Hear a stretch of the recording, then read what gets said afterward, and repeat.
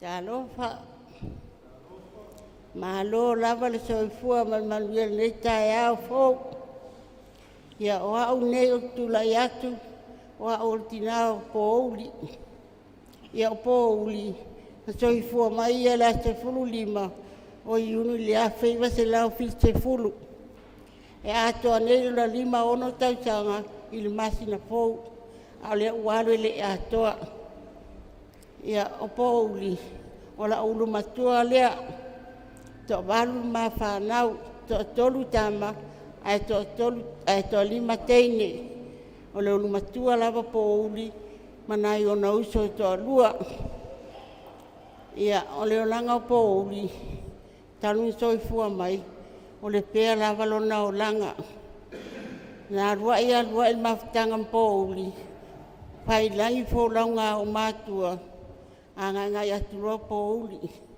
ia le taimina ua failo na ainga o le ai foi sa ufi au tele iai o na leo failo na ainga ia hianga iai alua ia alua le maulanga Pouli ia o witu o sotu vai tele la ainga o tina ia manofo i lava matu sa vali atu e si atua o le nei tama e se maliona winga e loto alofa ia e lalo ngalo wili atu au wili mai e fai mai ke wili mai o ke lea lako e se ngofo vai lo makua pakio e ase e ngofo e wili mai ase mai au walu al fane mai e ke lea luako e ase akua ai au wili aku e se alo fai mai e ke lea sau langa lesi se kua lo makua o lea au ke lo makua kusa ngawi maa o lau kausinga ya ngawi o lau kausinga foi ngai no kia ai anu ngofo le o fai le ko fe au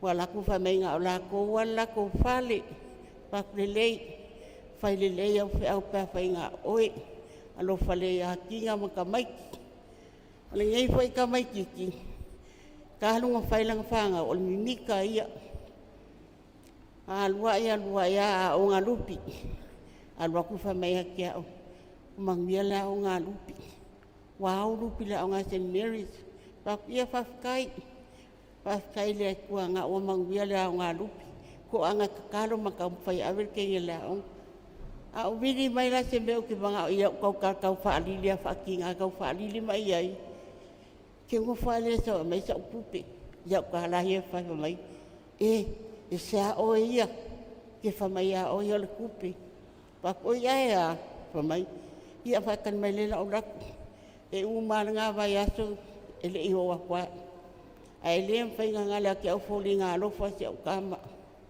alua ia ya nga alupi ya fa mai o tiani ese leanga pa ea elanga leanga tiani le lo fa kong le kama alo kuri farsaka fa me ai longko ali foi ka penga me ya mai e fiwa fa ko ia le sika ia pa ke ko pepe alo le mangu lo tiani ka penga tiani o ke nga so wakua poko ala foi meu asa wai ai fa mai le ke tau ka mai lo mau le bango se o akali alo i fa ia le pa foi menga le ko anga fa ka mai ki wai alo tion alo ai nga le tioni fa mai ia se lunga le tioni fo ko la pe ke le le po ai ku ko fang ko ala pa pe po le al me o ku fa mai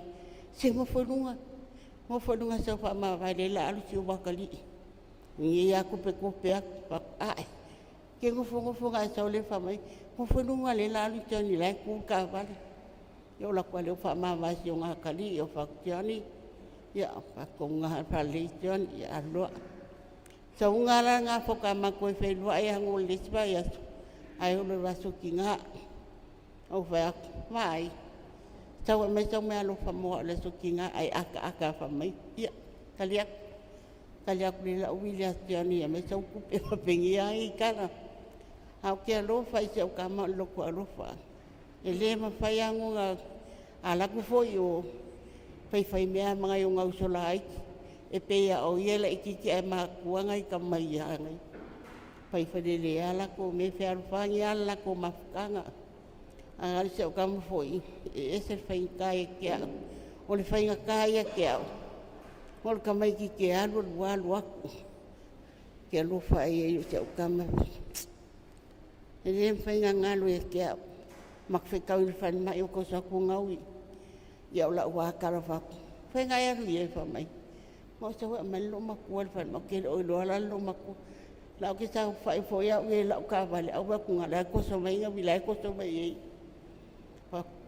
Ua whamai le whakari se umanonga. Pakia lei. Ngā uma whamai le la mako mua. Pakia mua roa ranga le kuaia. Ngā wale a i o mai ane masiong ki ngā. Aia whapea o ka mai o le o whakar. Anroi o masiong ki ngā le fwoi. Mako ma le lia lea o ka makama fwoi ama ke o e. A le ainkengi o ka mai whewe ia mako. Ia. E kere lava mea ka ke whia kalangoa i leo mamawhakanga masi o kama. Ai whainka langa o le fwofo le kaimi. Ka kuk fwofo i lung kaimi lung whasolonga. Ia aluku langa ngai se mai o se o pop. O ke le manga o ke whaoleinga le ngō pop o se mai. Ke whaoleinga lunga i ngō whamakai ua umang whamakai ei. Pea anua ele langi. Ai ka o pelonga i ngō makai. Ia, whakakai lama molingi i kai au, whakakai ngaui, whakakai loko wainga, loko warulofa, whamaongi se o kama. Ko lo pulou, loko warulofa i a pao, mea se maia. Ia, tau mea lofa lea kua fo e mai malo si mo ka ua. A kong na waru e whakatkali mai. Ia, a ka ngofo ka ua ingi ka ke karoak mo i a fo ilanga malanga wa mo aku.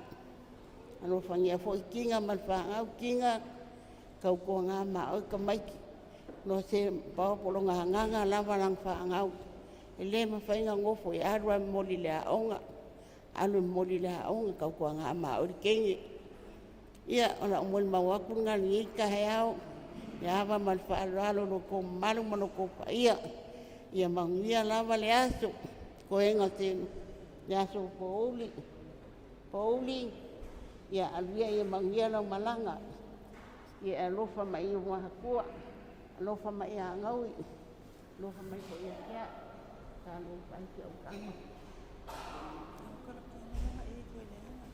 Ia, ka Pouli.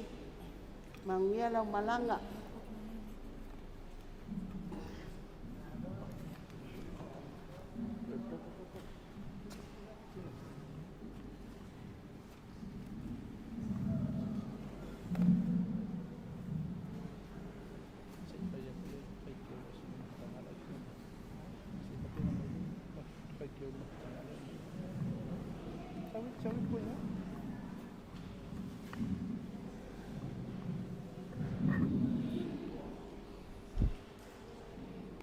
Matu atu male tausi nei a tina. Le tausi o le telenga ia Pouli. Pe e fia whaise maa pese a tina. O ia, ta pena mai le whainteua le mawhtanga tina. Ia wale nei aso ma le tātou whamoemoe a maea. Ne te walunga leo tātou mōri mau le nei tai au. Ia ele mōri mau o le tina ia tina. Ia, mawhtanga tina. Ia ngai mai lor.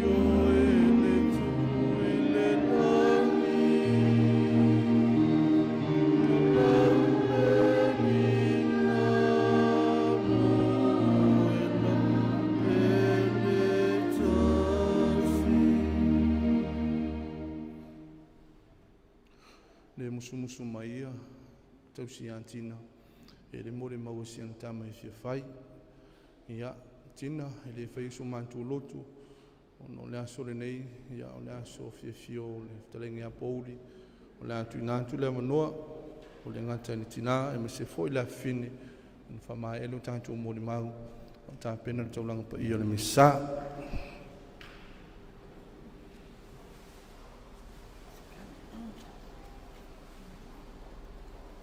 ya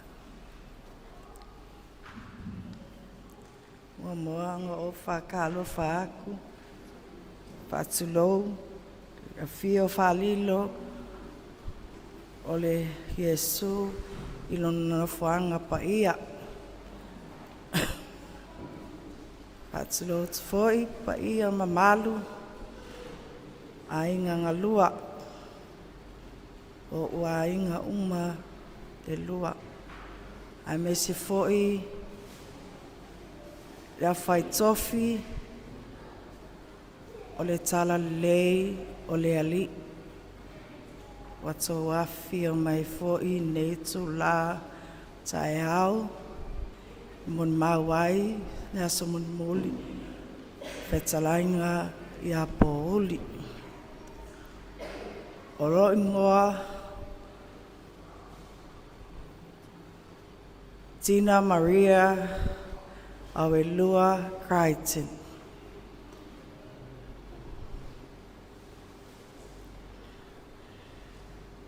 E whae kwai sa o mon mau. E sio ko lua e pele lau wanga.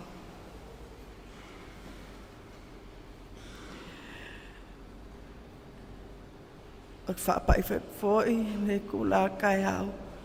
I wo ma au me mai a Pouli me kula kai au o mai ai. Ko pa ia ma ko whainga a le koe o ai sa o whamaklanga. E whai ai sa o mon mau mo so ko lua. La asola ai ku uha o ma sa whangau.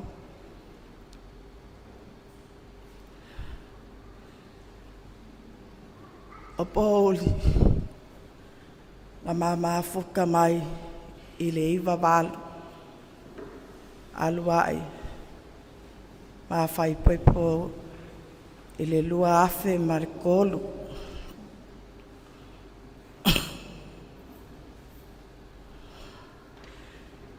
i le masinga te sema le aso lufu luongo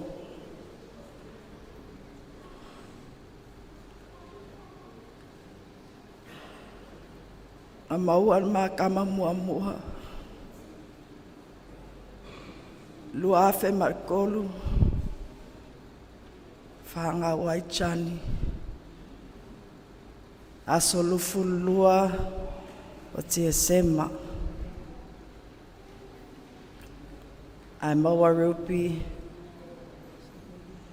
aso lua o Eulogy aso lua afe malevalu are ko lua sio mafangau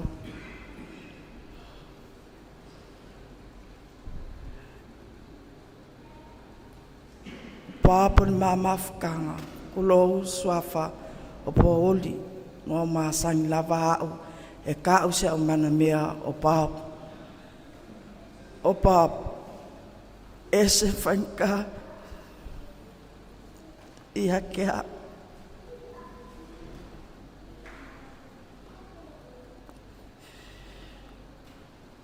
e kelengo fai aso ia pa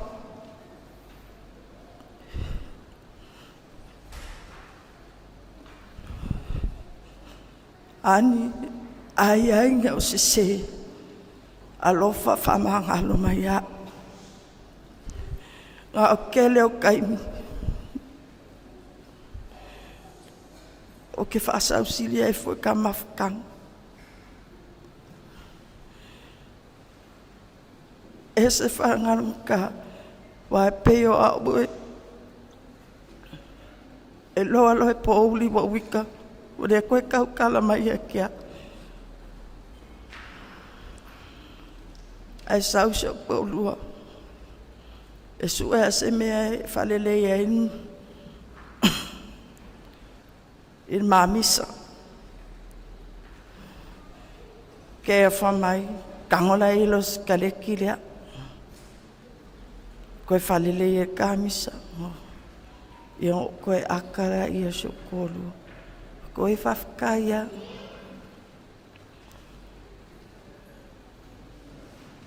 Mama, ai foni se seho o se Aoelua. Ka ko mafkanga. Whamanganu mai foi. Ia Pouli ma umal mafanga.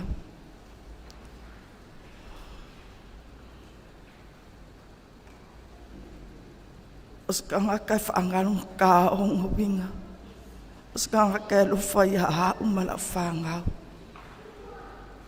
Ai mese lo ngā whingi lo mako kurumangi. E maki ngofo a se aso. Whamai ia hao. Ko aia ia chani o kama. Awa, kinga, ki alofa si ua whingi. Ki fia maka ia pere ase karumanga. Ki fia wa aia si ua whingi. Alewa e sola e ku mako. Ia angai. E ui whainka o kere ke e a kurwhingalo pa i o leali. E sauhia oela o mga mea. Nā ka whako whahalingi aso munu. Nā ku uhaia. Pouli o oe wa lolo ai o mga onga. Wa lolo ai foi o mga aku. Ma o wa lofa i aki oi. Ia sao mauli o whainga mananga. Saungi whawhiro hai lo makai i le lang. O momo nganga. Mo Aoelua e pele roang.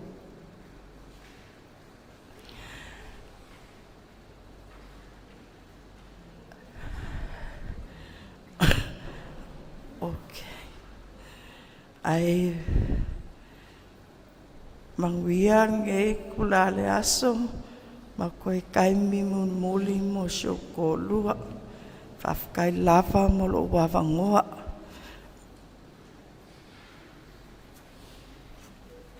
Greetings and aloha, everyone. I am Rupi. As you all know, I am the little princess of my dear dad. Beloved priest, deacons, elders, young ones, family and friends.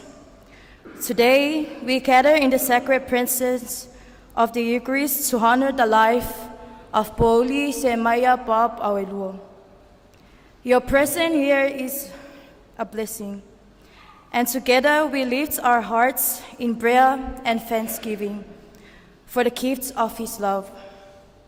Briefly, Bob was a man of gentleness, sacrifice, and peace. And today, we celebrate his life with faith and hope in Christ. Now, with love in my heart, I will share a poem for my hero. Dad, you were my comfort, my light, a gentle soul who made everything right. Like a mother, you care in every chore, silent and peaceful, never asking for more. With a smile that lived on your face, you filled our home with love and grace. Even when the world was harsh or cold, your kindness was a story forever told. You planted so much inside my heart, lessons of love that will never depart. You spoiled me sweetly, your princess I'll stay. wrapped in your warmth in every way. Fly high, my hero, your forever loved bright princess every day. Thank you.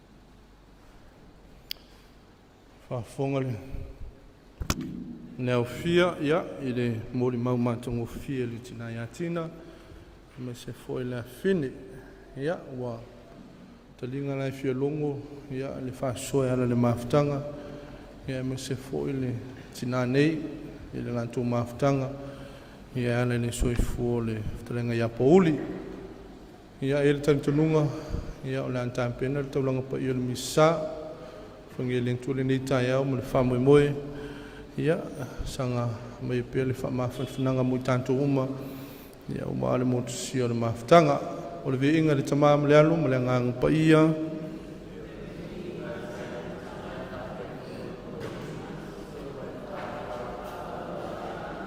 tastol pa ia o le tanto sulfanga alo whamaya te mantolo sulfaya tu ia le swafo le tamā mo le alu mo le ngang pa ia O whalofo mwhata anofa le whio mai o senga le wōstaulanga. Whio mai o le whionga te miti sā. Whio mō lunga o tāntou mafuta le nei au. Whio mai lau whionga le teitei whono ma le lau lau a whono le mta ngaluenga. A me se ia whawhia ngai ngatau le langi. O tāntou fantasi mo le mawina le nei asu. Ia whio mai o mtala mai au.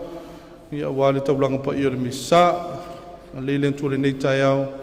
Ia wale tāntou sauninga amata. Ia antoi sauninga o whatarenga ia Pouli. Anuia le ni tai au.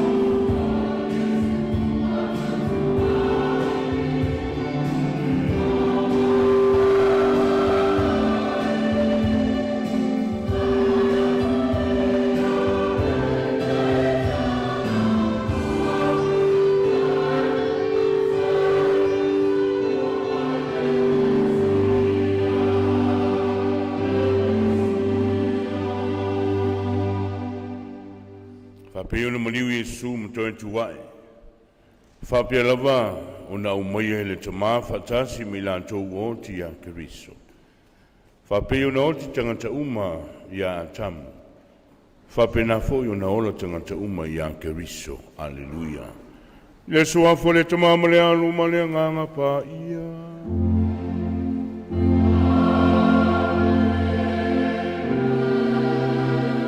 Ia whatasi le lima uto.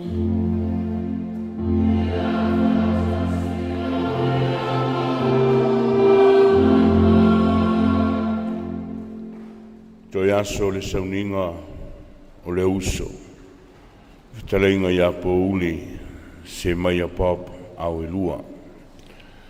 O te whatalofa tuai le suafa manu malo o tanto wali o Yesu Keriso.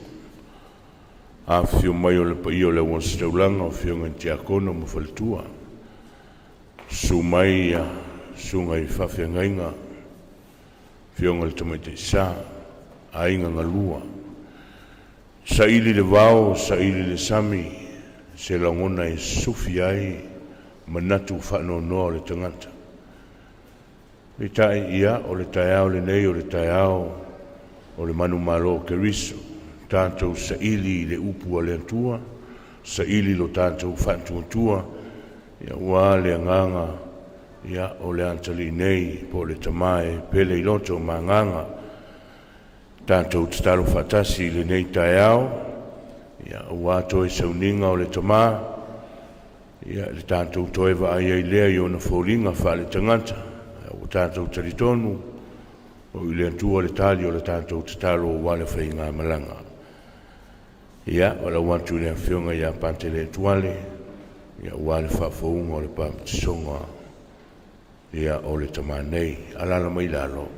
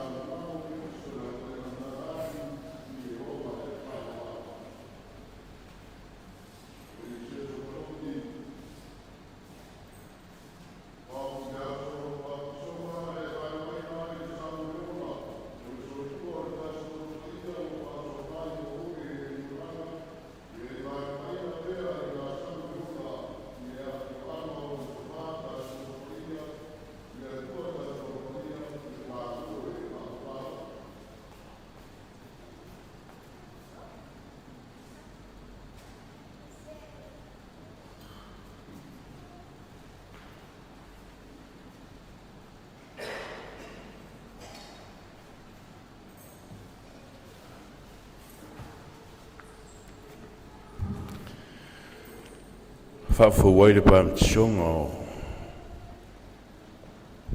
Pouli. Wala na au nanga sa whenga iai le nei sa walinga. Ia tātou wala au le antua i o le ase au nanga wana whale tonu. Ia i le sa walinga le tamanei i lana au nanga i lona ainga. Ia o na tina nei o na au ainga uma me se le ekalesia.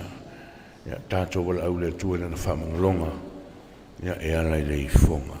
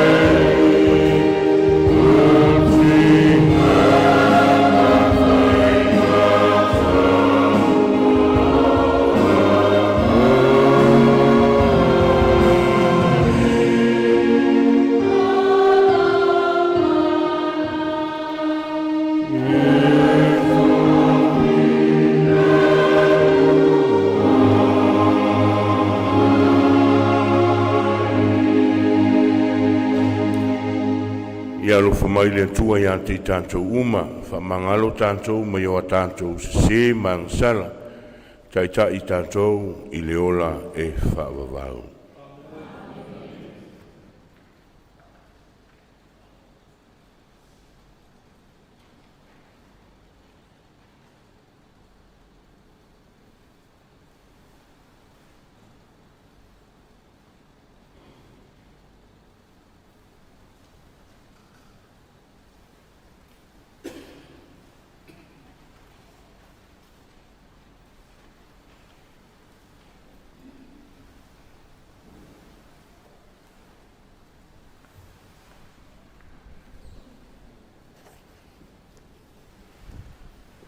Ia tātou tatalo. tātou tutula.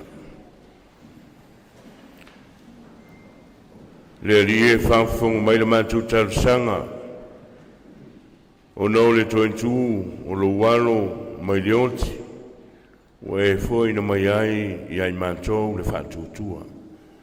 Whamarusia mātou, i whamoemoe, o wā lo mātou tamā i a Pouli. O la mātou o lenga le nei, e alātu lo mātou li o Yesu Keriso lo walo, o le so i fua mo pule fatasi mo oi malengang pa i o le tua to atasi le whaavavau lava.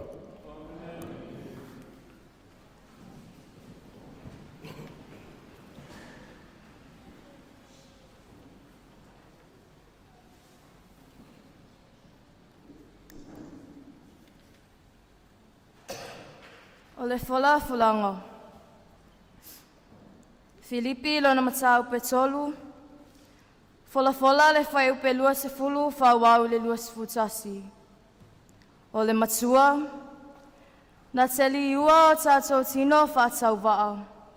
Ia whātatau i lo na mamalu. Filipi lo na matau petolu. Fola le whai upe lua se fulu, whauau le lua se futasi. Whaafonga o le a o fola ina.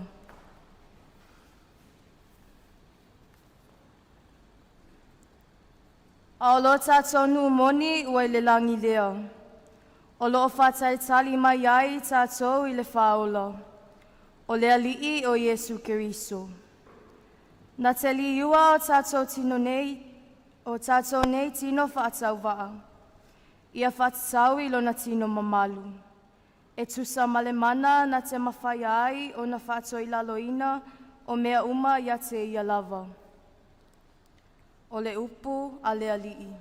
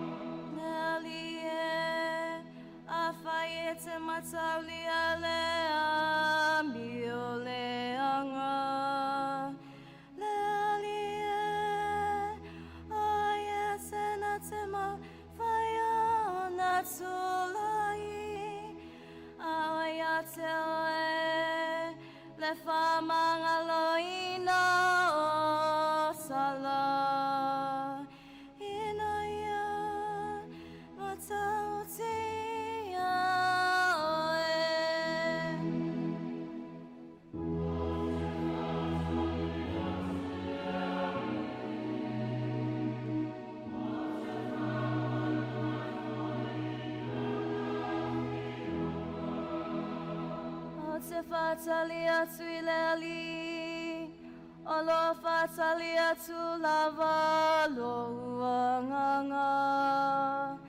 O te whamai foi, ilana fionga. Olo fatali tali atu lo uanganga ilali.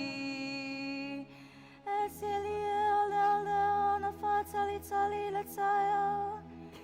Etili lava ia leo ana fatali tali ile tae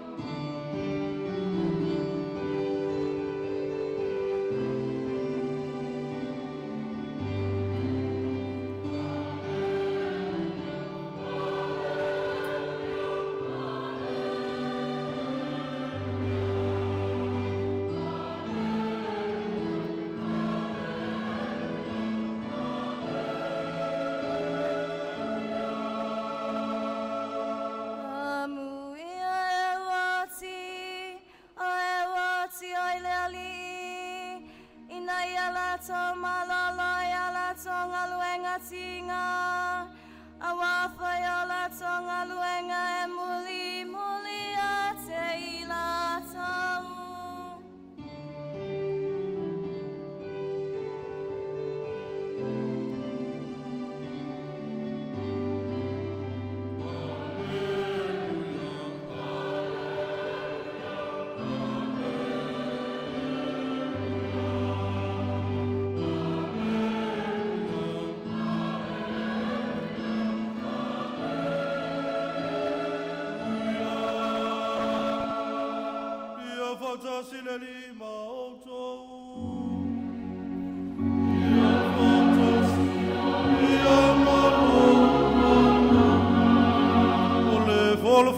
le tala le li mai le vangalia pa ia ione.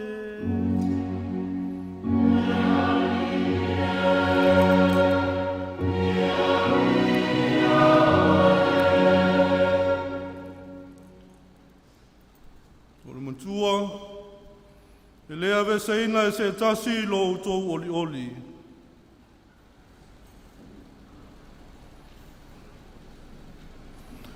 E moni o te whaiati a te utou, e tangi o tou ma tau whaitangi a we, ai oli le laulangi, e whanoa noa o tou, ai liwala o tou whanoa noa ma oli.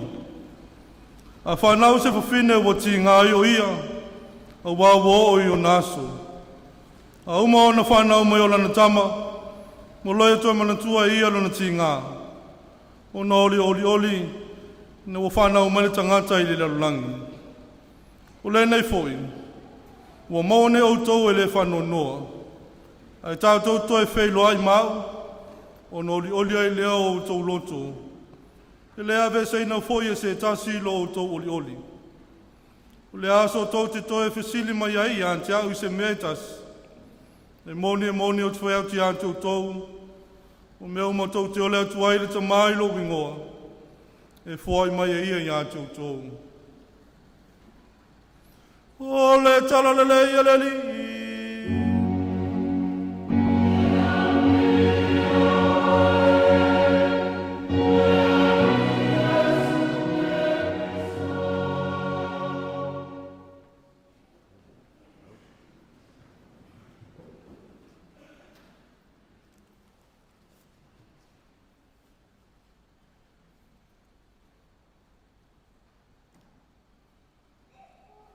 A whai tau te taria ina pua ngā. E le mawhai fo i e se tasi o na ave e se ina le oli i ante o tau. O pua ngā tau te maua ai le oli. O whawhi tā uli tā tau te maua ai le fia. Le tātou te iai le nei vai tau sanga pa ia o lo tātou iai.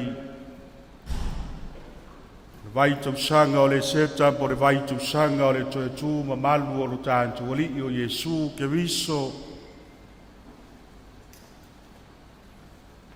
A o le nei tai au ma le tātou whalongo i le evangelia o le nei aso.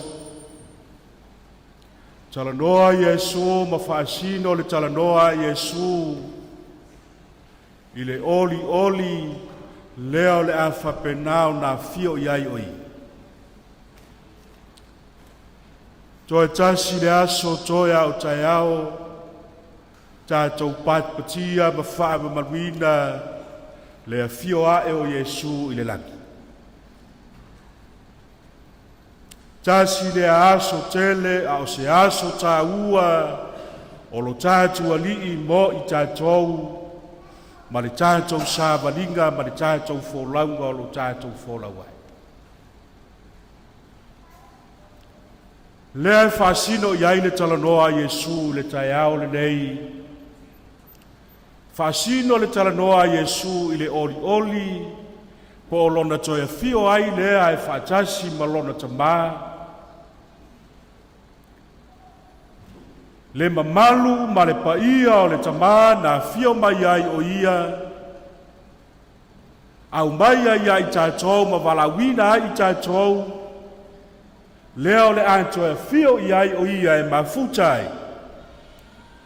A o le nā lea ua whaasino iai le talanoa Iesu le nei tai au e ala le evangelia tātou whaalonga ma mori ma wina le nei asu.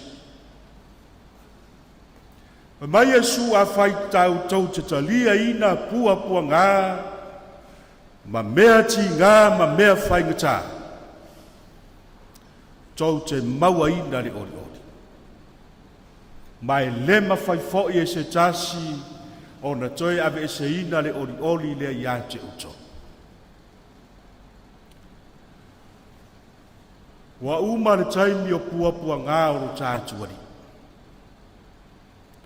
Ua mae a lana ngaluenga malana sāvalinga o le sāvalinga o le koluse na fio mai ai o ia ia i tato.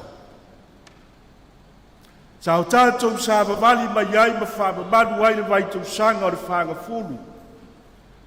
Le vaitau sanga sa whaatepa ai i tatou i pua ngā whaola ia o lo tātou ali.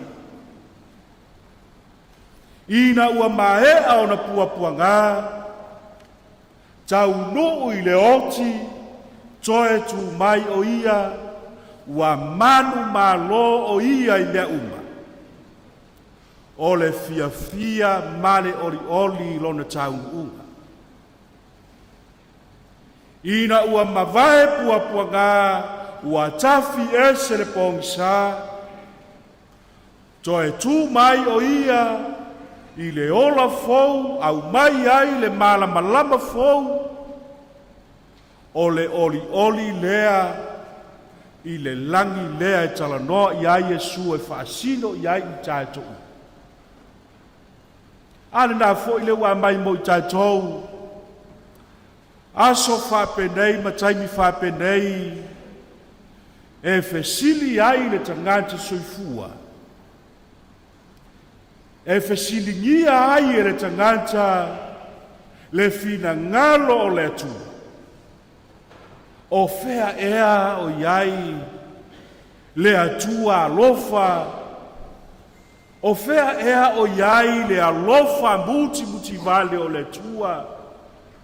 A o lea ua o mai whanoanoanga.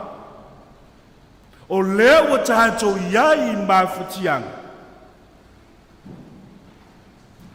O le fesili lea tātou te fesili ai, pe a whai tātou te le talitonu, i le toe tū leo ke viso ua manu malo o ia i mea uma. Ai ua au mai ai le oli ma le fia, i le tangata soifua ma le tangata wha atutu. A whai tātou te le talitonu i le toe tū manu malo o ke viso, ua ia ave e sea ai whai ngatā o le soifuanga nei. Le toe tū o ke viso ua ngalo ai pua ngā, ua ngalo ai tinga, ai ua whaasino i ai i tātou i le oli, leo le mua fio i ai o ia e toe mafuta i lona tamā. Nā lea e talanoa ai Iesu e mai mo i tātou le nei tai au. A whai tau te talia, pua ngā ma whaingatā, tau te maua le ori. Lea tātou te iai, whaanoanoanga ono le ti ngā o le oti. A o whaanoanoanga ia leo whai mai, a whai tātou te talia, tātou te maua le ori. Nā fwoi le talanoa iai le apo solo pau. Mai o ti ngā mapua ngā o le soifuanga nei, e le whaatusaina le fia tātou te maua i le langi. E whai mai i haere whai taunga mua o le nei tai ao. Mai o le langi o lo whaatali mai a i tātou. A o le whesili mo i tātou, o le ale ao ngā o le langi a i tātou, Pe a whai tātou te le tali tonu. Ma tātou I oe le toi tū lea ua au mai e ke viso ia I tātou. Le hale au ngā o le langi, o le hale tātou me maua I le langi. Pe a whai e le tali tonu le tangata I lana sa valinga ma lana fōlaunga le whae tōtua. I manuia lea o whapena o na fola ma whae loa mai ia I tātou.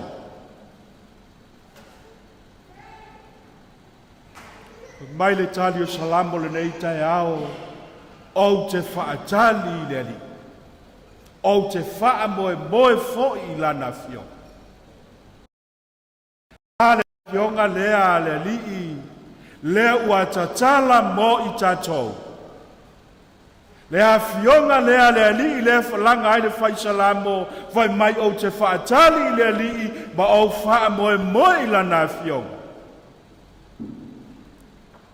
Lea fionga lea le li lea ua tatala ai no tanga o le whaingata. Lea ua ia tatala ai no tanga o puapuanga ma mawhatianga I whanoanoanga.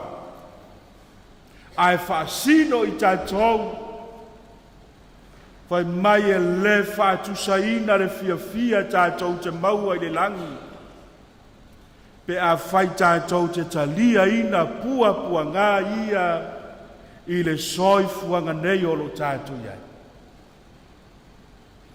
Uma na fofola ke viso le fala mo I tātou.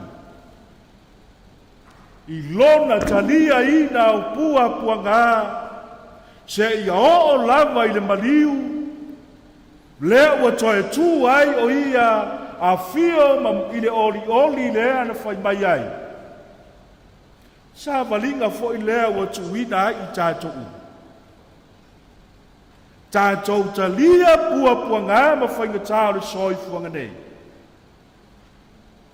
Awa e le whaatusaina ai le fia lea o lo whaatalitali mo I tātou. O a whaingatā, o a whaanoanoanga o nei aso, ono le motusia o le mawhutanga, le tina ma le whanau ma ainga, tali tonu ma whaatuatua I le tu. E le whaatusaina le fia leo awai ai le tamalea, pei ona whaasino mai e la na fionga le nei tai ao, pei ona langa I le whaisalamo, o te wha moe I le alii, ma o whaatalitali I la na fionga. Ona o maua lea, o le fia, ma le atoanga o le oli lea ua whaasino I ai tātou o tātou ani. Tātou te maua ina, e le mawhai fōi e se tasi, o na toe ave sea le oli lea mai tātou Pe a whai tātou te talia ina, pua ngā ma whaingatā o le sāwaringa o whapenau na walawina I tātou. I le nganga pa ia o le tua, wha mataloloto ma wha loto te le ina I tātou uma, tātou te maua ai le oli, leo whetalai a Yesu, e le mawhai e se tasi o na toe ave e se ina lo o tau oli. I le suafo le tama, le alo ma le nganga pa ia.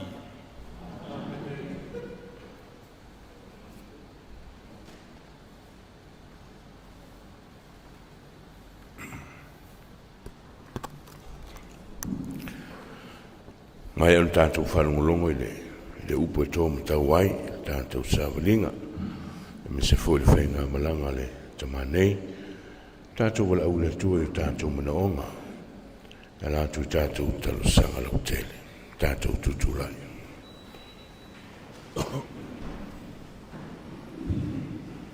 Le tua le tamai ona le malo si malava. Na ie whantuina lo nalo ke riso na ie woti. Lo tanto whatungato ma le whamoe moe. Ni whasawina I o tangata uma. Mai lātou ngōla mai antou fo I mai wōti. O le tātou lenga lea I lea li I. Lea li e whawhamai. O le papa te songa, whapolopolo I o le whawau mo lo mātou tamā. Le uso o Pouli e whatia ia I le mawtanga ma lau pa ia e whawau. Tātou lenga lea I lea li I. Lea li e whawhamai. Sa whangaina lo mātou uso nei, o Pouli le armento le ola whawau. O le tino lava leo ke riso, ia toi whatuino ia I le aso ngā taanga. O le tātou lenga lea I lea li I. Lea li e whawhamai. I tātou talo sia o tātou ainga, a toa mai lātou uma sa ngalele I mai I tātou, ia tauia le ni lo lātou walofa. O le tātou lenga lea I lea li I. Lea li e whawhamai. Tātou talo sia I lātou uma na mali liu o le whamoe moe le toi tuai. Ia tali le leia I lātou I lea li I le malamalama o na fonga.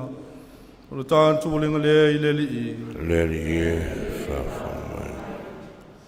Sia walofa le sina o le tina o le anga lofa, o le mātou ola, o mātou fiafia, o mātou whamoe moe si o lofa. O loa langa tia atu e, o mātou nei whanau tau si ewa, ngā tau tangisi mana wene nei nu o le whano noa, ne nei lo mātou whautuai, whasanga mai a te mātou o whonga lofa. A mai koe le nei tāsinga, I an whai mai o sulfo muni o lo waru. Oe Maria, o la mātou o lenga le nei, o no ke liso, o lo mātou o li.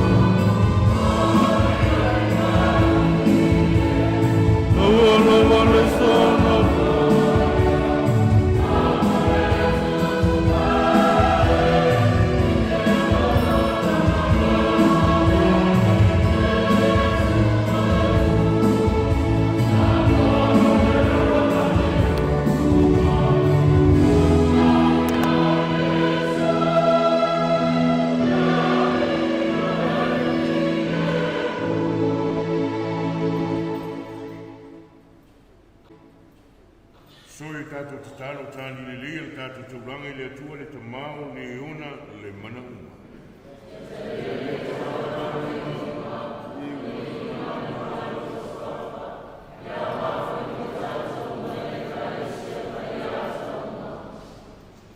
Le alie ua tu fata si mātou le nei sakala meta ona o le alofa ia Yesu Keriso.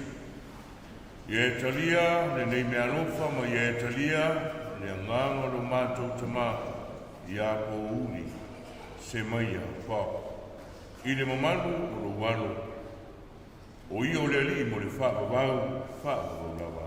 Amen. Ia fatasi le anima wonto.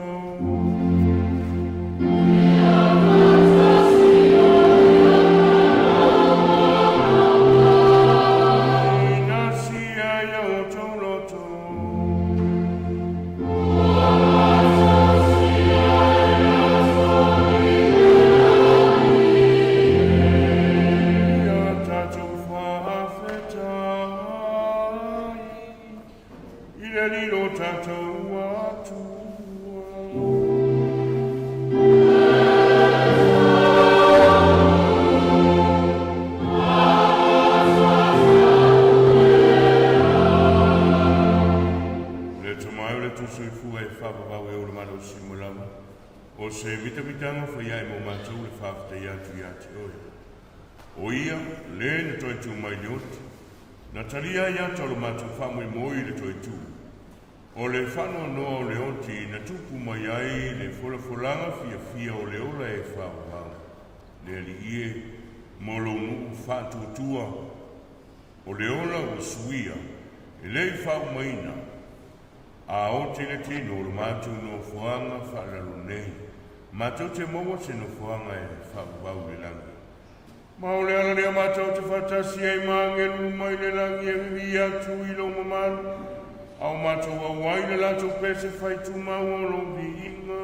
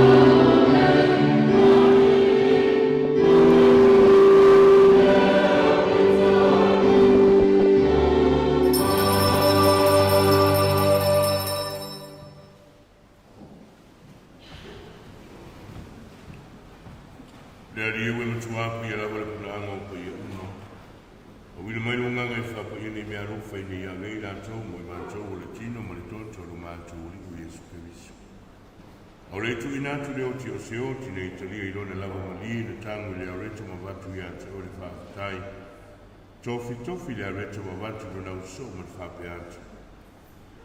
Na fitangu fia yo mto umama ya yo lotino le neyo le afo inatu mo mto.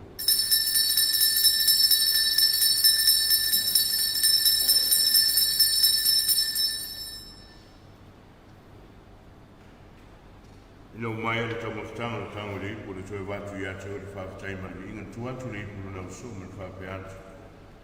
Ina whetanga whiai au te uma ma whainu mo iai o le ipune nero toto o le whiangenga fōu ma le whāwawau. O le a whamaringa ina mo tō ma tangata uma ina ia whamangaru ina inga sa. E au tō whaiale nei sauninga o le whamarutunga o.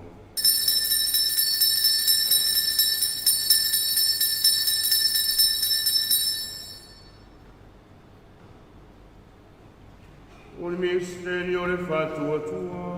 Oh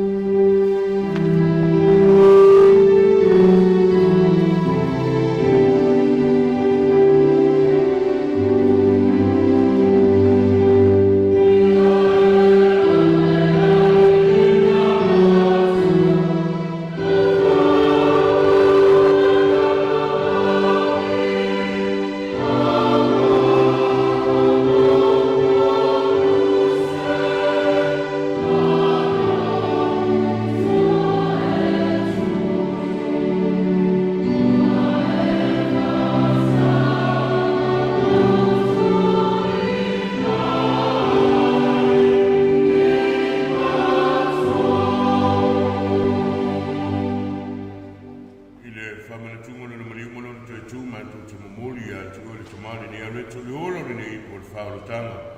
Mātou whawhata iatu i atu inu wēro i mātou te tui o ruma mau ona i atu oi. So soane mai mātou mau e o mātou whanga le tino ma le tōtou keriso ina i a whatasia mātou le mawhatanga e tasi e le ngāra pa ia. Eli ia e manatua lau e kāresia i le narolangi atua. E o mātou olo i le lofa tasi ma le osu ma le whalo mātou te mapa ia. O sesero mātou ngā ki pipo mane i tua i sa malava. Lo aika whātu tua lo māpu nei uku. Tua le uso le tamaa. Ia Pouli Semaia pop lewe valawina ma le nei o langa. Pāku songa no ti aio ia whatasi ma ke risu. Ia whape nā fo i ora mautofi o ia i lona tuatu. E maritua o mātou uso o mātou whawhine o whoi atu o lātou marunga ma whamoi moi tuatu wai. E tari e lātou whatasi ma tunga tamani i umai ni mana marama o lau whio. E rofu mai a te mātou malawa. Le ia mātou wa ngā mātou kia wai whatasi le ola e whamawau. Maria le tina tau pou o le atua, Iosefo pa ia lantanu, patasi ma apostolo mre au pa ia uma. O e no whatino ina lo fina ngalo e tūpuranga uma. Mātou te whia vipe e ma whane ne whatasi mai lātou la ufio, a lātu i lo malo Iesu Keriso.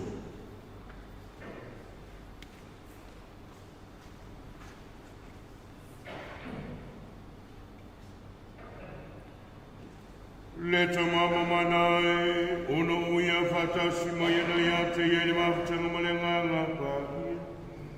O le inga ma le mamanu atou waira umfio le whawawau nā wā.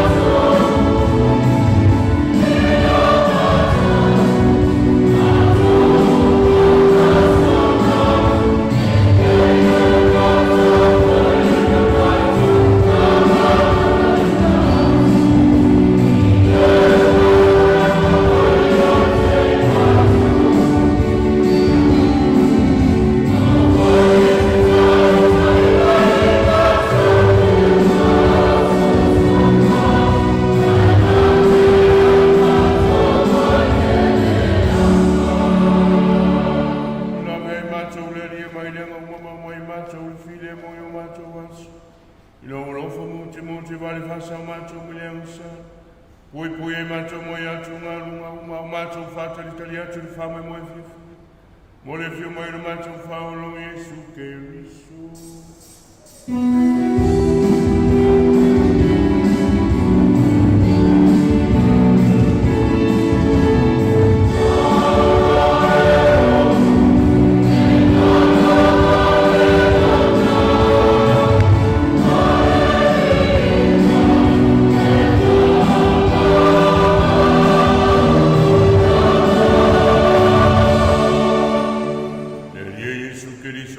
atu lo wa po stolo tu atu ya te lo file mu te fu ya tu.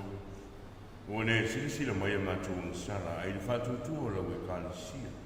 O mai matu file mu mo tasi lo malo lo mai soi fuai e fa va. Amen. E ya tu mau le file mu o le ri.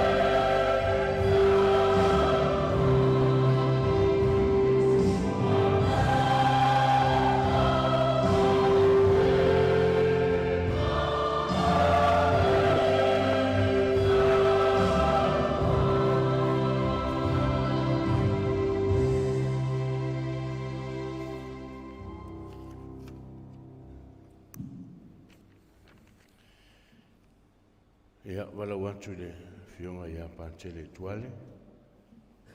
Wale toe whamavaenga. Ia mane tamanei.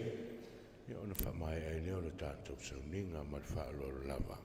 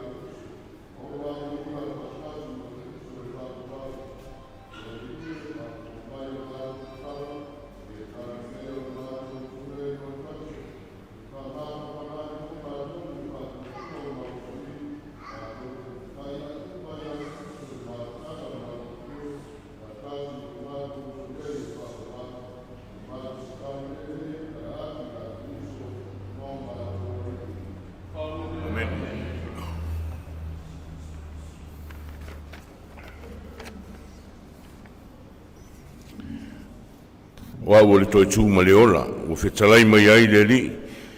Fai fatu tu mai se tasi a tiao, o ilava inoti o ia, o le aola pea.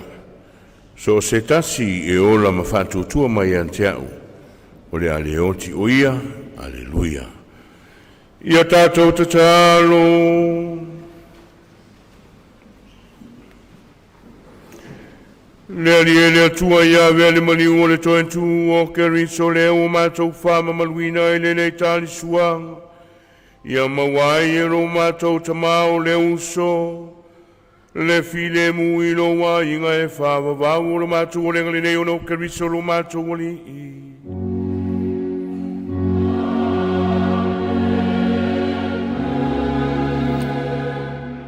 E am salu le o mai al tātou taulang pa ia. Le ngang o le whaftai pa ia le o staulang o le whionga le tiakono, ia.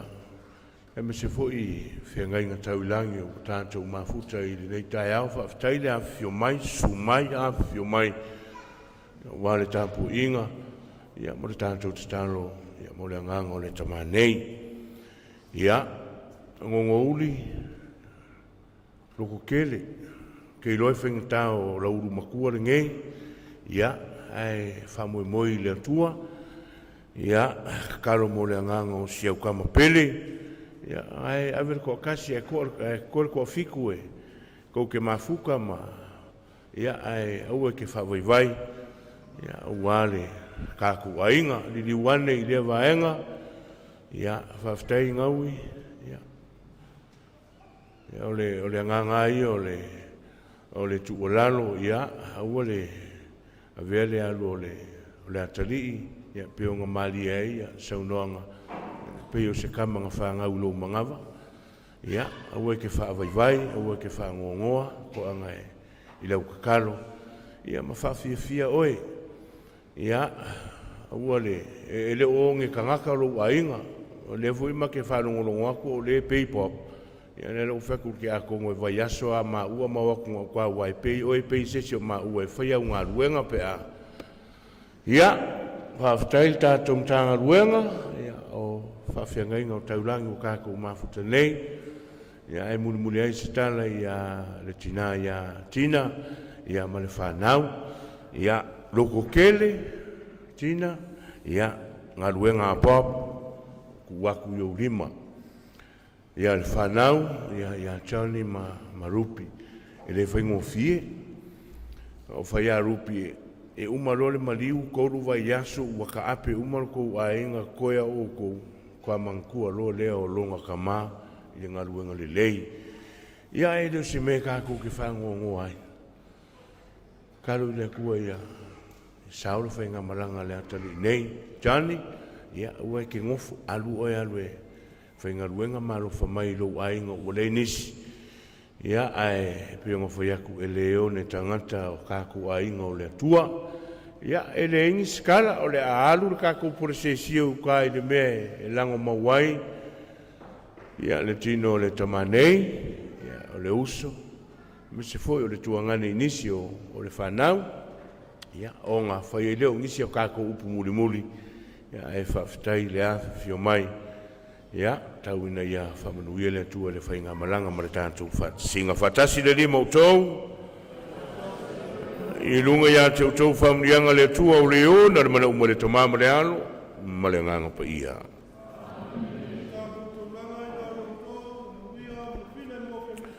le atua